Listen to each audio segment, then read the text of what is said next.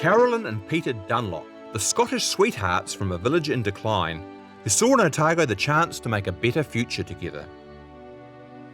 Peter and Caroline Dunlop's story showcases the modest gains made by ordinary working people by immigrating to Otago in the early years. Both of them were born here in Adelaide, a small seaside village 20 kilometres east of Edinburgh in East Lothian in 1834.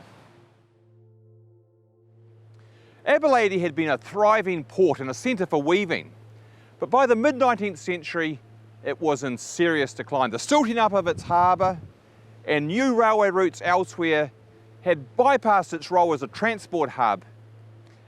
The population went from just over 1,000 in 1846 to less than half that 30 years later.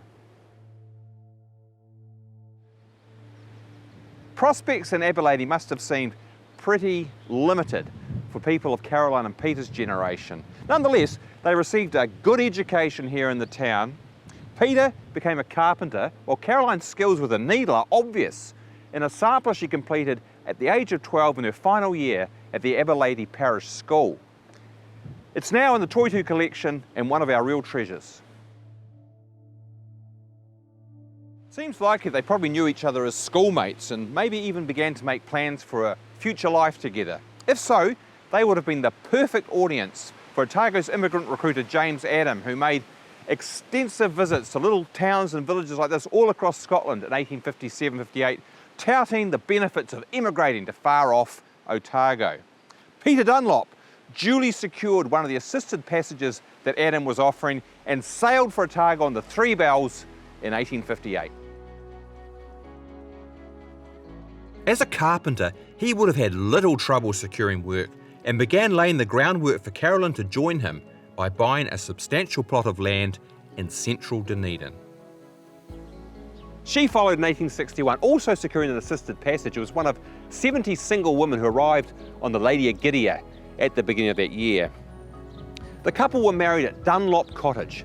Peter's house in Duncan Street used to be just over there, within a month of her arrival.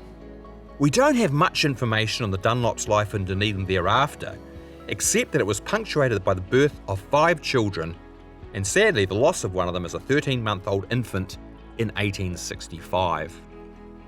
The couple remained at Dunlop Cottage here in Duncan Street for the rest of their lives, and Peter seems to have added to his property portfolio while also building houses to rent on his land. Caroline died in 1898, aged 65, and Peter followed her within a year, close together in death as in life. He left behind a substantial estate of property in Duncan Street, which was bequeathed equally to their 4 children. In itself, this was a notable achievement for a pair of working-class Scots from a small and declining East Lothian village. No doubt they felt vindicated in their decision to immigrate and begin a new life together so far from home.